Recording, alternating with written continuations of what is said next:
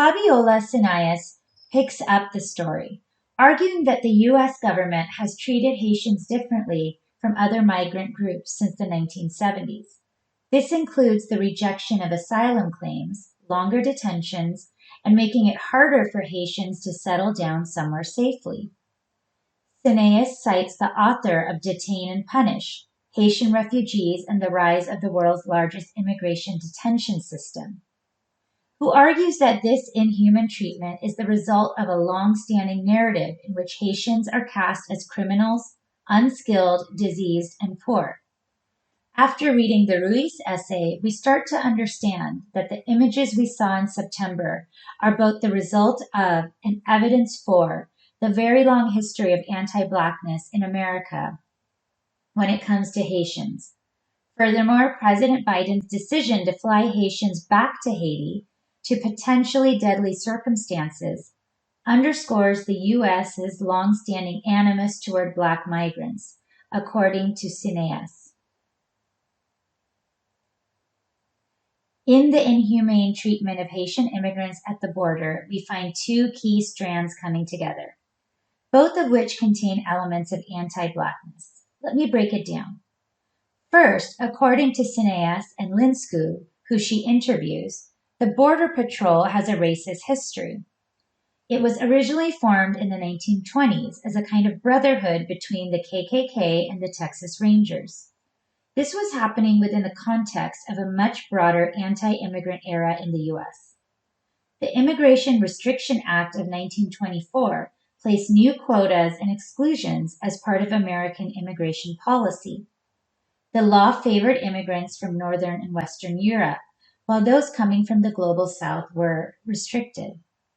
The Border Patrol took on the job of policing the southern border and the movement of Mexican migrants, who we saw used to cross the border constantly for work and family, as well as other migrants who used the southern border, such as those from Caribbean countries. Haitian migrants came in smaller numbers in the 1940s, 50s, and 60s, mostly on student visas or tourist visas. But in the mid-1970s, when working class, urban, displaced, and French-speaking rather than English-speaking Haitians began to come by boats and ships and filed asylum claims, there was a racist backlash. This backlash was simultaneous with the backlash against the Black civil rights movement in the U.S. Secondly, as we can see, both parties and all administrations from Jimmy Carter onward criminalized immigration and targeted Haitians. In our last lecture, we saw this, the increasing militarization of the border. Militarization and criminalization go hand in hand in a chicken and egg kind of relationship. The Carter administration established the Haitian Program to deter Haitians from coming and keeping those that did out of the mainstream population by putting them in detention facilities and local jails. This program was so explicitly racist that a federal judge actually overturned it.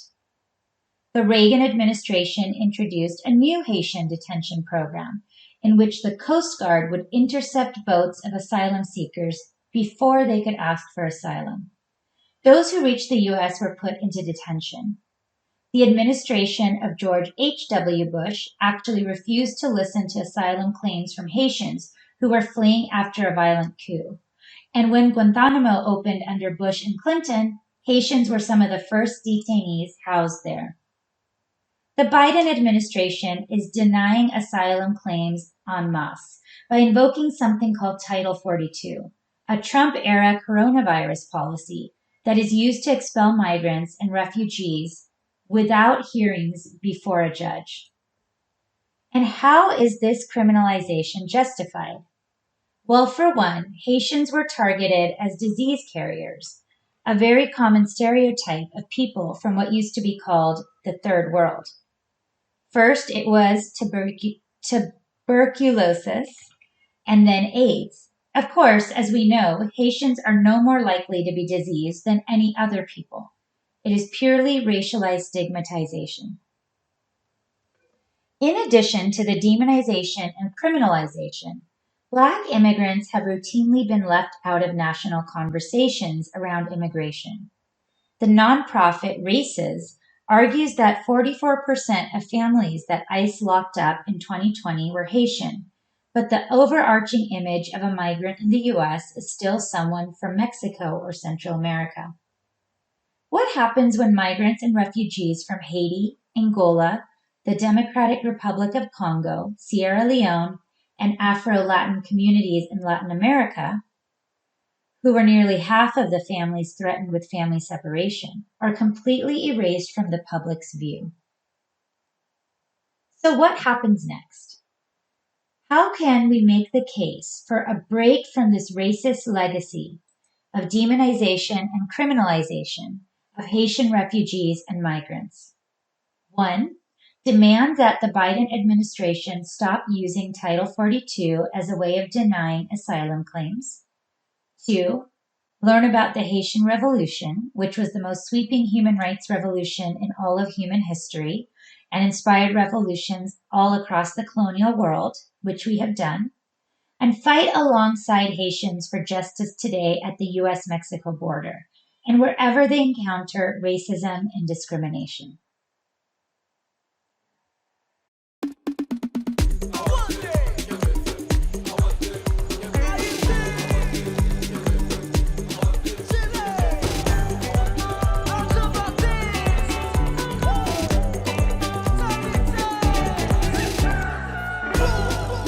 De la mañana me despierto, me tomo un café y con animoso. Recuerdos de mi tierra, el viento cálido, el baile típico con un ritmo sabroso. Déjalo todo para irme lejos a Chile, comenzar de cero en un largo camino. No ha sido fácil, adelante que seguir, llorar y reír, la vida tengo que vivir, así que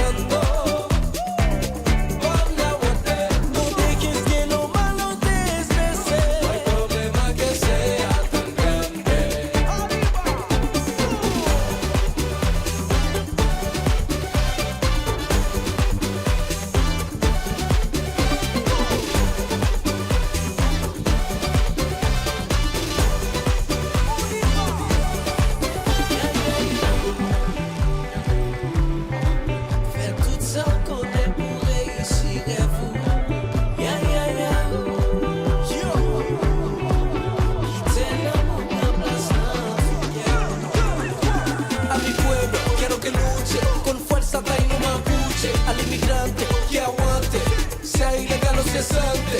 Si no encuentras salida, tira para arriba,